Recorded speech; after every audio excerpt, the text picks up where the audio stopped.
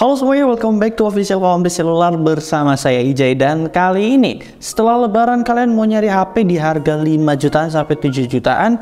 Dan kali ini saya bakalan rekomendasiin kamu HP di harga 5 jutaan sampai di range 7 jutaan. Dan kira-kira ada HP apa aja sih? Saya bakalan kasih 7 rekomendasi HP harga 5 sampai 7 jutaan. Dan seperti biasa, sebelum kita lanjut ke videonya, jangan lupa buat like, share, komen, dan juga subscribe channel ini biar kamu gak ketinggalan nih seputar info dari kami. Let's go.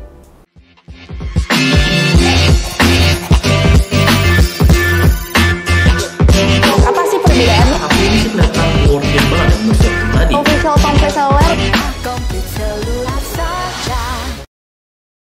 Oke, sekarang kita langsung aja masuk di rekomendasi yang pertama. Di sini saya bakalan rekomendasiin HP yang menurut saya pribadi ini cakep dan juga enak banget buat digenggam. Feel genggamnya itu benar-benar nyaman banget.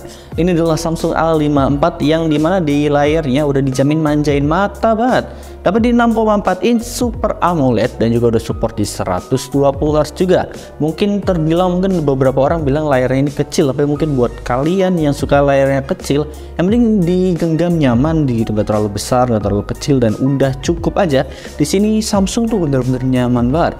Udah pakai Super AMOLED 120 Hz juga buat main game Genshin, ini bakalan nyaman banget di mata. Apalagi dari segi chipsetnya juga yang udah mendukung, yaitu udah pakai chipset Exynos 1380. Dan dari kameranya juga ini nggak usah ditanya, Samsung emang kualitasnya mantep banget. Ini juga salah satu HP yang dimana depan belakangnya videonya udah bisa 4K dan juga udah dapat di triple kamera dengan kamera utamanya di 50 megapiksel dan kamera selfie-nya dapat di 32 megapiksel. Dan udah dijamin udah ada OIS-nya juga, jadi udah stabil buat rekam video 4K 30 fps atau 1080 60 fps, tinggal kalian aja yang pilih maunya yang mana. Dan buat baterainya juga ini udah gede, dapat di 5000 mAh, tapi sayangnya di sini nggak dapat batok charger.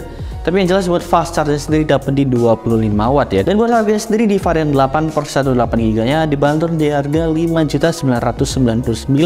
Tapi saya sih rekomendasi di varian tertingginya ya, di varian 8/256 ya, yang dimana dapat di 6.399.000 aja ya, tinggal nambah sekitar 400 atau 500.000 aja. Ya agak nanggung aja gitu, sayang. Dan masih di brand Samsung, di sini saya bakalan rekomendasiin HP Samsung A73 yang menurut saya pribadi ini harga 7 juta udah cakep juga. Kenapa saya setuju dengan Samsung A73? Yang pertama, ini layarnya udah cakep banget, dapat di 6,7 inch Super AMOLED dan juga udah support di 120 Hz juga. Buat performa sendiri juga ini udah dijamin enak banget, udah pakai Snapdragon 778G 5G, jadi udah support di 5G juga ya. Ya walaupun 5G belum rata sih di seluruh Indonesia. Dan di sini buat kameranya dia dapat di quad kamera dengan kamera utamanya di 108 megapiksel dan kamera selfie yang dapat di 32 megapiksel. Dan buat baterainya dia dapat di 5000 mAh dan di sini sayangnya dia masih belum dapat batok charger. Tapi buat kecepatan charge-nya dapat di 25 watt seperti pada Samsung pada umumnya. Nah buat harganya di varian 8/256 dibanderol di harga 7.799.000 aja. Murah bukan? Lagi dapat THR. Buat kalian yang nyari brand Oppo, sekarang kita masuk di brand Oppo ya, yang nyari ketahanan bodinya yang mantap banget. Yang dimana Oppo Reno 8T 5G ini saya bakalan rekomendasiin. Kenapa? Karena layarnya dapat di 6,7 inch AMOLED display dan udah support di 120 Hz. Oh ya, dan layarnya juga ini udah curve design juga ya, yang versi 8T 5G nya ini. Jadi buat kalian yang nyari curve design ini udah mantep banget. Dan buat chipsetnya pakai Snapdragon 695 5G yang dimana dari kameranya dia dapat di triple kamera dengan kamera utamanya di 108 megapiksel juga, sama kayak Samsung A73 yang 108 megapiksel juga. Dan buat kamera selfie-nya sendiri dapat di 32 megapiksel. Dan buat baterainya sendiri ini dapat di 4800 mAh, terbilang kecil 200 mAh dibandingkan HP pada umumnya. Tapi di sini kecepatan charge-nya dia dapat di 67 watt dan juga dapat batok chargernya juga. Dan di sini buat harganya di varian 8/128 GB dibanderol di harga 5.999. Tapi kalau misalkan nambah 500 ribuan dapat di 8/256 dibanderol di harga 6.499.000 aja. Oke, next selanjutnya adalah Vivo V27 yang dimana ini juga HP-nya cakep juga. curve design yang layarnya dapat di 6,78 inch AMOLED display dan udah support di 120 Hz juga. Buat chipsetnya udah dijamin kenceng banget. Ini juga chipset terbaru ya, MediaTek Dimensity 7200 ya. Kalau misalkan kalian mau lihat tes gamenya, langsung aja cek di video kita ya, langsung cek di channel kita. Dan buat kameranya ini nggak usah ditanya lagi, dapat di triple kamera dengan kamera utamanya di 50 megapiksel dan kamera selfie-nya yang gede banget dapat di 50 megapiksel juga. Dan buat baterainya dia dapat di 4600 mAh, tapi kecepatan charge-nya udah dapat di 66 watt yang dijamin kenceng banget. Dan buat harganya di varian 8/256 ini cuma dapat satu varian aja, yaitu dibanderol di harga 5.999 aja. Oke, next selanjutnya yaitu kita masuk di brand Realme, yaitu Realme 10 Pro Plus yang ini juga sama juga ya, dapat di curve design juga. Ya emang sih kebanyakan belakangan ini banyak brand-brand yang ngeluarin curve design ya, yang udah dijamin mantep-mantep juga kok. Dan juga di sini buat Realme 10 Pro Plus ini dapat di 6,7 inch AMOLED display dan udah support di 120 Hz juga. Buat chipsetnya masih pakai MediaTek Dimensity 920 yang bisa terbilang ini mirip-mirip sama MediaTek Dimensity 1080 ya, walaupun performanya di atas sedikit 1080 ini. Dan buat kameranya dia dapat di triple kamera dengan kamera utamanya di 108 megapiksel dan kamera selfie-nya di 16 megapiksel.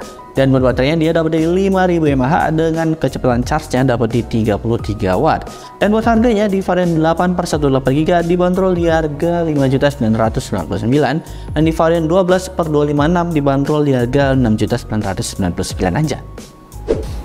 Dan selanjutnya masih di brand Realme, walaupun ini Realme lawas tapi ini masih recommended banget, yaitu Realme GT Neo 3 yang sebentar lagi juga bakal keluar di Realme GT Neo 5 atau yang varian 5 nya lah. Dan buat layarnya dapat di 6,7 inch AMOLED display dan udah support di 120 Hz juga. Buat chipsetnya MediaTek Dimensity 8100 yang udah dijamin gaming banget. Buat kameranya triple kamera dengan kamera utamanya di 50 megapiksel dan kamera selfie-nya seperti pada Realme pada umumnya, itu dapat di 16 megapiksel. Dan buat baterainya dapat di 5000 mAh dengan kecepatan charge-nya dapat di 80 watt atau di 150 watt tergantung harganya.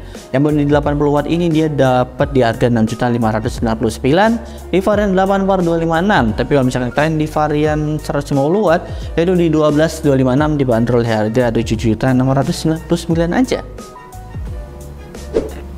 Oke, selanjutnya yaitu adalah iPhone 11 dan akhirnya kita rekomendasiin iPhone 11 ya, yang layarnya dapat di 6,1 inch Liquid Retina dan udah pakai Apple Bionic 13. Dan dari kameranya di sini dapat di dual kamera dengan kamera utamanya di 12 megapiksel dan selfie kamera di 12 megapiksel juga. Buat hasil kameranya kalian nggak usah ditanyain ya, karena ini brand iPhone. Siapa sih yang nggak kenal brand iPhone ya?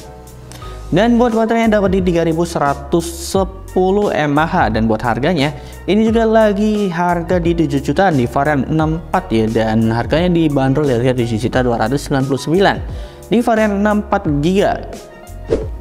Oke, mungkin segitu aja buat rekomendasi HP di harga 5 jutaan sampai 7 jutaan. Kira-kira gimana nih menurut kalian? Ada rekomendasi lain atau enggak, langsung aja komen di bawah. Kira-kira kalian setuju juga atau enggak sama rekomendasi yang saya kasih? Ini versi komplit seluler tentunya ya. Dan mungkin segitu aja buat video kali ini. Terima kasih dan dadah.